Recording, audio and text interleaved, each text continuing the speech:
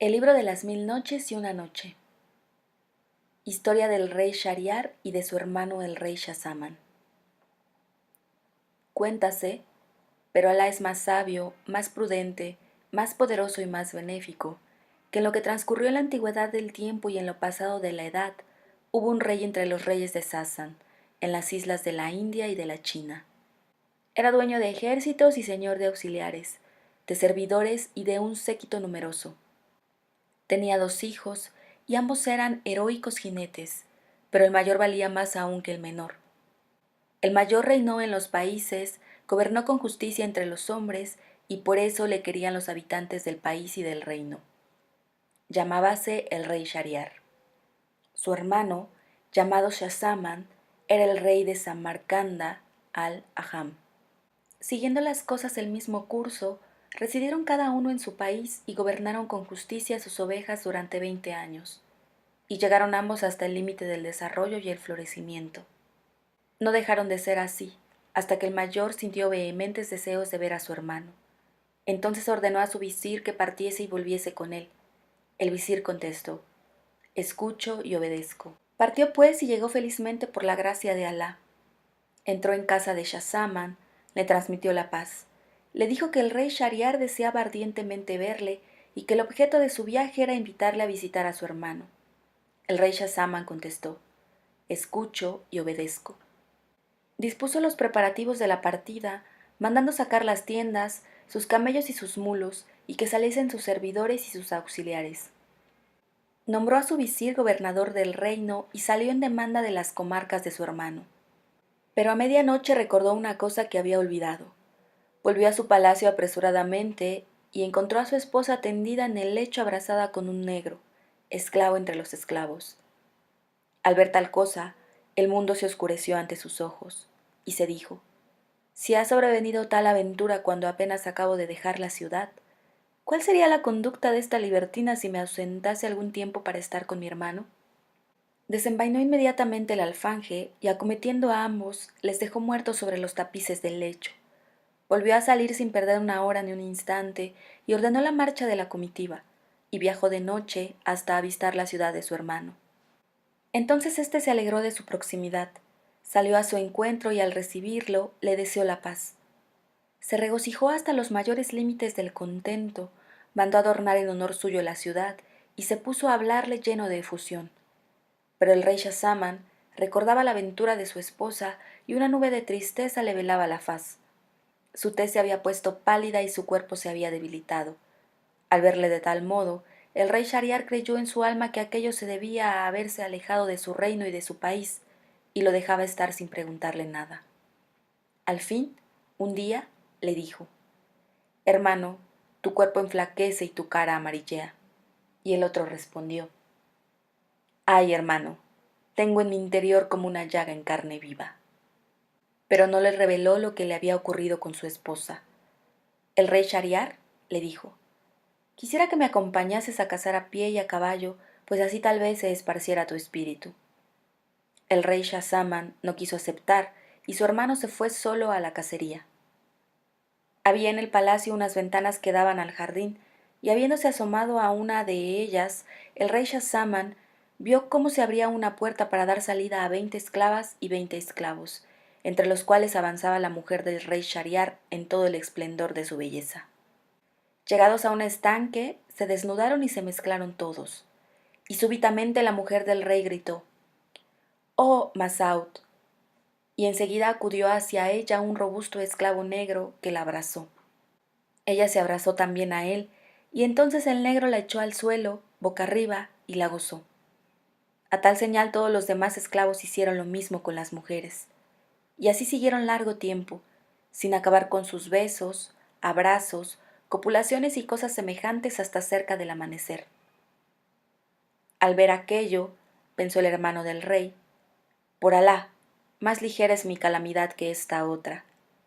Inmediatamente, dejando que se desvaneciese su aflicción, se dijo: en verdad, esto es más enorme que cuanto me ocurrió a mí. Y desde aquel momento volvió a comer y beber cuanto pudo. A todo esto, el rey, su hermano, Volvió de su excursión y ambos se desearon la paz íntimamente. Luego el rey Shahriar observó que su hermano, el rey Schahzaman, acababa de recobrar el buen color, pues su semblante había adquirido nueva vida, y advirtió también que comía con toda su alma después de haberse alimentado parcamente en los últimos días. Se asombró de ello y dijo: «Hermano, poco ha te veía amarillo de tez y ahora has recuperado los colores. Cuéntame, ¿qué te pasa?». El rey le dijo: «Te contaré la causa de mi anterior palidez, pero dispénsame de referirte el motivo de haber recobrado los colores». El rey replicó: «Para entendernos, relata primeramente la causa de tu pérdida de color y tu debilidad». Y se explicó de este modo: «Sabrás, hermano, que cuando enviaste tu visir para requerir mi presencia, hice mis preparativos de marcha y salí de la ciudad. Pero después me acordé de la joya que te destinaba y que te di al llegar a tu palacio. Volví, pues, y encontré a mi mujer acostada con un esclavo negro, durmiendo en los tapices de mi cama. Los maté a los dos y vine hacia ti, muy atormentado por el recuerdo de tal aventura. Este fue el motivo de mi primera palidez y de mi enflaquecimiento. En cuanto a la causa de haber recobrado mi buen color, dispénsame de mencionarla». Cuando su hermano oyó estas palabras, le dijo: «Por Alá te conjuro a que me cuentes la causa de haber recobrado tus colores». Entonces el rey Schahzaman le refirió cuanto había visto, y el rey Shahriar dijo: «Ante todo, es necesario que mis ojos vean semejante cosa». Su hermano le respondió: «Finge que vas de caza, pero escóndete en mis aposentos y serás testigo del espectáculo. Tus ojos lo comprobarán». Inmediatamente, el rey mandó que el pregonero divulgase la orden de marcha. Los soldados salieron con sus tiendas fuera de la ciudad. El rey marchó también. Se ocultó en su tienda y dijo a sus jóvenes esclavos: «Que nadie entre». Luego se disfrazó, salió a hurtadillas y se dirigió al palacio. Llegó a los aposentos de su hermano y se asomó a la ventana que daba al jardín. Apenas había pasado una hora cuando salieron las esclavas, rodeando a su señora y tras ellas los esclavos, e hicieron cuanto había contado Schahzaman, pasando en tales juegos hasta el Asr. Cuando vio estas cosas el rey Shahriar, la razón se ausentó de su cabeza, y dijo a su hermano: «Marchemos para saber cuál es nuestro destino en el camino de Alá, porque nada de común debemos tener con la realeza hasta encontrar a alguien que haya sufrido una aventura semejante a la nuestra. Si no, la muerte sería preferible a nuestra vida». Su hermano le contestó lo que era apropiado y ambos salieron por una puerta secreta del palacio, y no cesaron de caminar día y noche hasta que por fin llegaron a un árbol, en medio de una solitaria pradera, junto al mar salado. En aquella pradera había un manantial de agua dulce. Bebieron de ella y se sentaron a descansar. Apenas había transcurrido una hora del día, cuando el mar empezó a agitarse. De pronto brotó de él una negra columna de humo, que llegó hasta el cielo y se dirigió después hacia la pradera. Los reyes, asustados, se subieron a la cima del árbol, que era muy alto, y se pusieron a mirar lo que tal cosa pudiera ser. Y he aquí que la columna de humo se convirtió en un efrit de elevada estatura, poderoso de hombros y robusto de pecho. Llevaba un arca sobre la cabeza. Puso el pie en el suelo y se dirigió hacia el árbol y se sentó debajo de él. Levantó entonces la tapa del arca, sacó de ella una caja, la abrió y apareció enseguida una encantadora joven, de espléndida hermosura, luminosa lo mismo que el sol, como dijo el poeta. Antorcha en las tinieblas, ella aparece y es el día. Ella aparece y con su luz se iluminan las auroras. Los soles irradian con su claridad y las lunas con las sonrisas de sus ojos. Que los velos de su misterio se rasguen, e inmediatamente las criaturas se posternan encantadas a sus pies, y ante los dulces relámpagos de su mirada, el rocío de las lágrimas de pasión humedece todos los párpados. Después que el Efrit hubo contemplado a la hermosa joven, le dijo: «Oh soberana de las cederías, oh tú a quien rapté el mismo día de tu boda, quisiera dormir un poco». Y el Efrit colocó la cabeza en las rodillas de la joven y se durmió. Entonces la joven levantó la cabeza hacia la copa del árbol y vio ocultos en las ramas a los dos reyes. Enseguida apartó de sus rodillas la cabeza del Efrit, la puso en el suelo y les dijo por señas: «Bajad y no tengáis miedo de este Efrit». Por señas le respondieron. Por Alá sobre ti, dispénsanos del lance tan peligroso. Ella les dijo, por Alá sobre vosotros, bajad enseguida si no queréis que avise al Efrit que os dará la peor muerte. Entonces, asustados, bajaron hasta donde estaba ella, que se levantó para decirles, traspasadme con vuestra lanza de un golpe duro y violento, si no, avisaré al Efrit. Shahriar, movido de espanto, dijo a Shahzaman, hermano, sé el primero en hacer lo que ésta manda. El otro repuso, no lo haré sin que antes me des el ejemplo tú, que eres mayor. Y ambos empezaron a invitarse mutuamente, haciéndose con los ojos señas de copulación, pero ella les dijo, ¿para qué tanto guiñar los ojos? Si no venís y me obedecéis, llamo inmediatamente al Efrit. Entonces, por miedo al Efrit hicieron con ella lo que les había pedido. Cuando los hubo agotado, les dijo, qué expertos sois los dos. Sacó del bolsillo un saquito y del saquito un collar compuesto de 570 sortijas con sellos y les preguntó, ¿sabéis lo que es esto? Ellos contestaron, no lo sabemos. Entonces les explicó la joven, los dueños de estos anillos me han poseído todos junto a los cuernos insensibles de este Efrit, de suerte que me vais a dar vuestros anillos.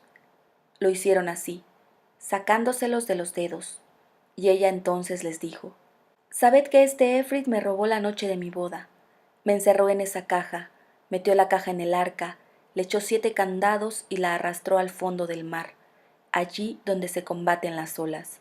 Pero no sabía que cuando desea alguna cosa una mujer no hay quien la venza. Ya lo dijo el poeta. Amigo, no te fíes de la mujer, ríete de sus promesas, su buen o mal humor depende de los caprichos de su vulva. Prodigan amor falso cuando la perfidia las llena y forma como la trama de sus vestidos. Recuerda respetuosamente las palabras de Yusuf y no olvides que Eblis hizo que expulsaran a Adán por causa de la mujer. No te confíes, amigo, es inútil. Mañana, en aquella que creas más segura, sucederá al amor puro una pasión loca.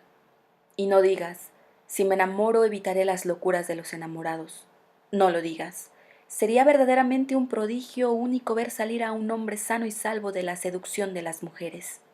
Los dos hermanos, al oír estas palabras, se maravillaron hasta más no poder y se dijeron uno a otro, si este es un Éfride a pesar de su poderío le han ocurrido cosas más enormes que a nosotros, esta aventura debe consolarnos. Inmediatamente se despidieron de la joven y regresaron cada uno a su ciudad. En cuanto el rey Shahriar entró en su palacio, mandó degollar a su esposa, así como a los esclavos y esclavas. Después ordenó a su visir que cada noche le llevase una joven que fuese virgen, y cada noche arrebataba a una su virginidad, y cuando la noche había transcurrido demandaba que le matasen. Así estuvo haciendo durante 3 años, y todo eran lamentos y voces de horror. Los hombres huían con las hijas que les quedaban. En la ciudad no había ya ninguna doncella que pudiese servir para los asaltos de este cabalgador.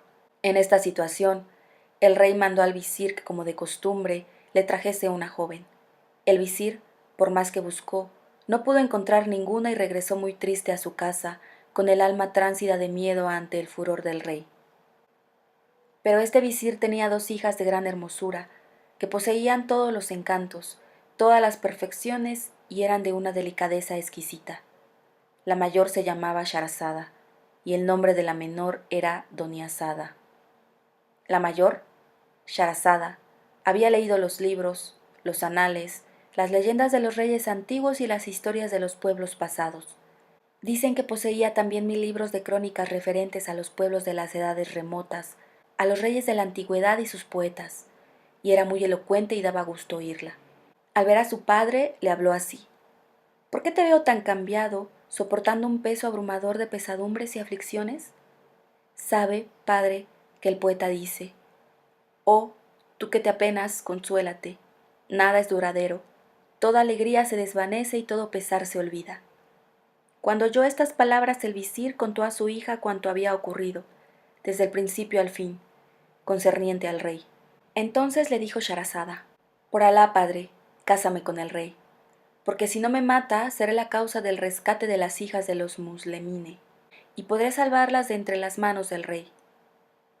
Entonces el visir contestó, por Alá sobre ti, no te expongas nunca a tal peligro. Pero Sharazada repuso: «Es imprescindible que así lo haga». Entonces le dijo su padre: «Cuidado no te ocurra lo que les ocurrió al asno y al buey con el labrador. Escucha su historia». Fábula del asno, el buey y el labrador. Has de saber, hija mía, que hubo un comerciante dueño de grandes riquezas y de mucho ganado. Estaba casado y con hijos. Alá, el Altísimo, le dio igualmente el conocimiento de los lenguajes de los animales y el canto de los pájaros. Habitaba este comerciante en un país fértil, a orillas de un río. En su morada había un asno y un buey. Cierto día llegó el buey al lugar ocupado por el asno y vio aquel sitio barrido y regado. En el pesebre había cebada y paja bien cribadas, y el jumento estaba echado, descansando. Cuando el amo lo montaba, era solo para algún trayecto corto y por asunto urgente, y el asno volvía pronto a descansar. Ese día el comerciante oyó que el buey decía al pollino: «Come a gusto y que te seas sano, de provecho y de buena digestión. Yo estoy rendido y tú descansado, después de comer cebada bien cribada. Si el amo te monta alguna que otra vez, pronto vuelve a traerte. En cambio, yo me reviento arando y con el trabajo del molino». El asno le aconsejó: «Cuando salgas al campo y te echen el yugo, túmbate y no te menees aunque te den de palos. Y si te levantan, vuélvete a echar otra vez, y si entonces te vuelven al establo y te ponen habas, no las comas, fíngete enfermo. Haz por no comer ni beber en unos días, y de ese modo descansarás de la fatiga del trabajo». Pero el comerciante seguía presente, oyendo todo lo que hablaban. Se acercó el mayoral al buey para darle forraje y le vio comer muy poca cosa. Por la mañana, al llevarlo al trabajo, lo encontró enfermo. Entonces el amo dijo al mayoral: «Coge al asno y que haré todo el día en lugar del buey». Y el hombre unció al asno en vez del buey y le hizo arar todo el día. Al anochecer, cuando el asno regresó al establo, el buey le dio las gracias por sus bondades, que le habían proporcionado el descanso de todo el día, pero el asno no le contestó, estaba muy arrepentido.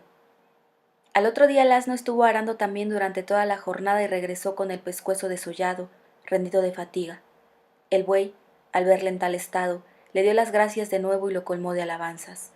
El asno le dijo: «Bien tranquilo estaba yo antes, ya ves cómo me ha perjudicado el hacer beneficio a los demás». Y enseguida añadió: «Voy a darte un buen consejo de todos modos. He oído decir al amo que te entregarán al matarife si no te levantas, y harán un tapete para la mesa con tu piel. Te lo digo para que te salves, pues sentiría que te ocurriese algo». El buey, cuando oyó estas palabras del asno, le dio las gracias nuevamente y le dijo: «Mañana reanudaré mi trabajo». Y se puso a comer. Se tragó todo el forraje y hasta lamió el recipiente con su lengua. Pero el amo les había oído hablar. En cuanto amaneció, fue con su esposa hacia el establo de los bueyes y las vacas, y se sentaron a la puerta. Vino el mayoral y sacó al buey, que en cuanto vio a su amo empezó a menear la cola, a ventosear ruidosamente y a galopar en todas direcciones como si estuviese loco.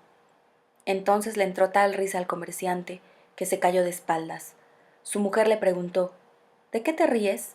Y él dijo: «De una cosa que he visto y oído, pero no la puedo descubrir porque me va en ello la vida».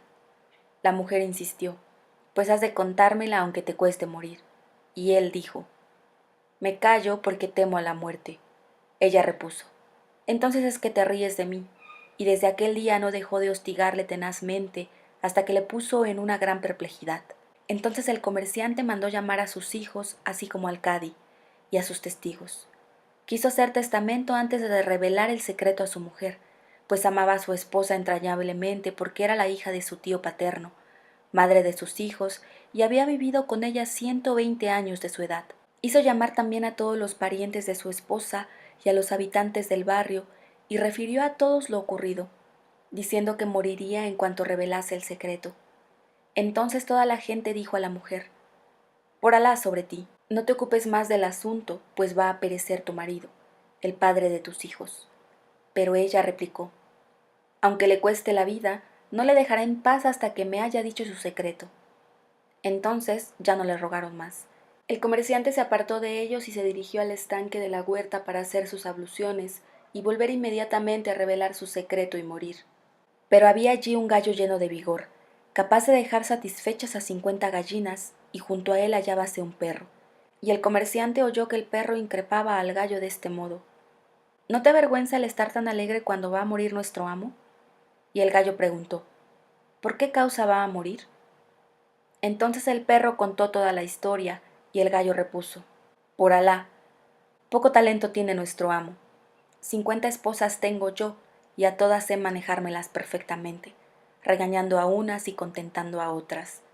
En cambio, él solo tiene una y no sabe entenderse con ella. El medio es bien sencillo.